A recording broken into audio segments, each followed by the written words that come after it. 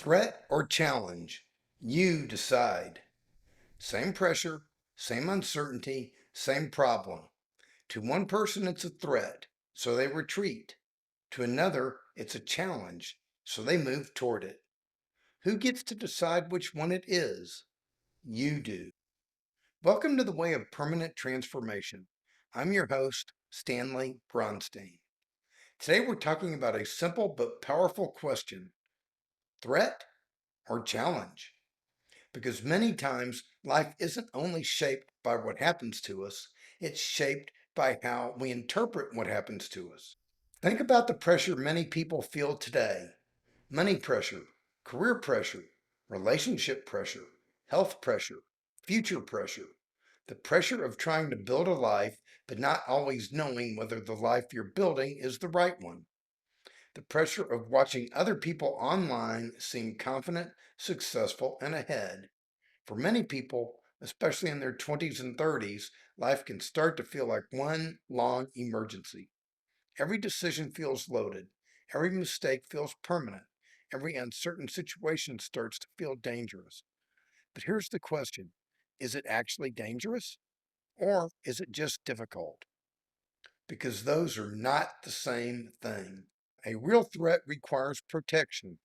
If something is truly unsafe, harmful, abusive, or destructive, the wise response is to protect yourself, set a boundary, or leave. This video isn't about pretending real danger isn't real. That would be denial. But a challenge is different. A challenge may be hard, it may stretch you, it may require courage, discipline, humility, and action. But a challenge isn't there to destroy you, it's there to develop you. When you see something as a threat, your instinct is to move away.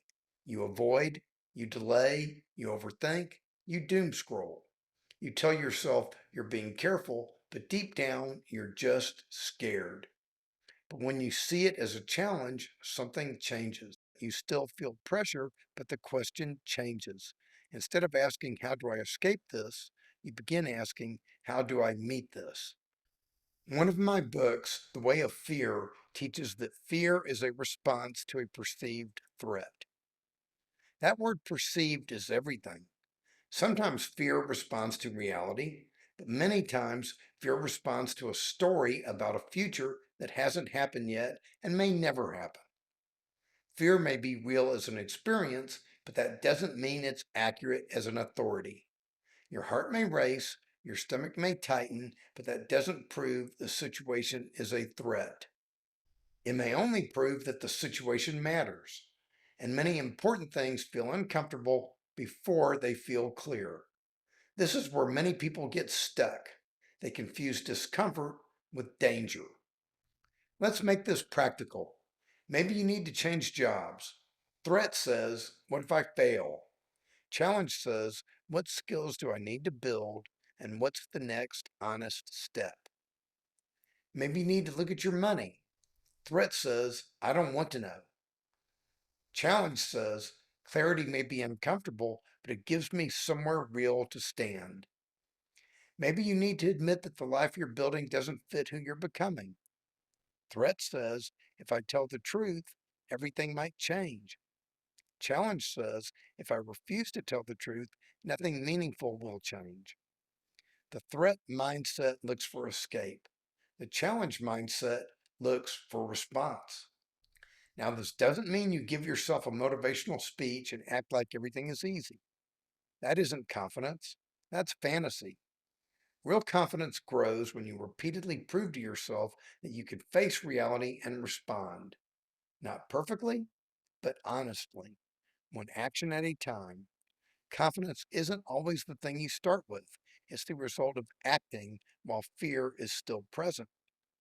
Many people aren't waiting for wisdom. They're waiting for fear to disappear.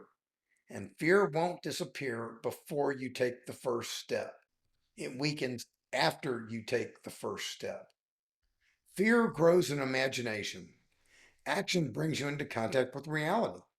When you only think about the thing, fear gets to keep writing the worst case movie. But action interrupts that movie. One sent email, one difficult phone call, one 20-minute walk. One honest look at your bank account, one application submitted, one boundary set, one small honest action changes your relationship to the problem. It creates evidence, and evidence builds self trust. You begin to see, I can move while afraid. I can handle more than fear told me I could. Stress has energy. When that energy is interpreted as a threat, it scatters you. You panic and spiral. But when that same energy is interpreted as a challenge, it focuses you. It wakes you up and tells you this matters. Pressure itself isn't proof that something's wrong. Sometimes pressure is proof that you're standing at the edge of growth. It's an invitation to become more capable, more honest, and more responsible.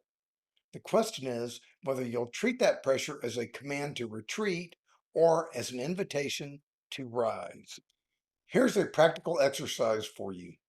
Take one situation in your life right now that feels threatening. Write it down in one sentence. Not a dramatic story, just one sentence. Then ask yourself, is this truly dangerous or is it just difficult? If it's truly dangerous, protect yourself wisely. Set the boundary. But if it's just difficult, ask, what's the challenge here? Is the challenge to tell the truth, to make a decision, to stop avoiding? Then ask, what's one action I can take in the next 24 hours? Not 10 actions, one small, honest action that proves you're no longer just reacting. You're choosing. That's how you reclaim agency and build trust in yourself. The goal is not to become fearless. The goal is to stop letting fear be the automatic ruler of your life. When pressure appears, pause, tell yourself the truth, and ask, is this a threat or is this just a challenge? Once you see the challenge, you can meet it, one honest action at a time. That's where permanent transformation begins. If this message speaks to you, please like this video and subscribe to this channel. New videos are released on Mondays, Wednesdays, and Fridays.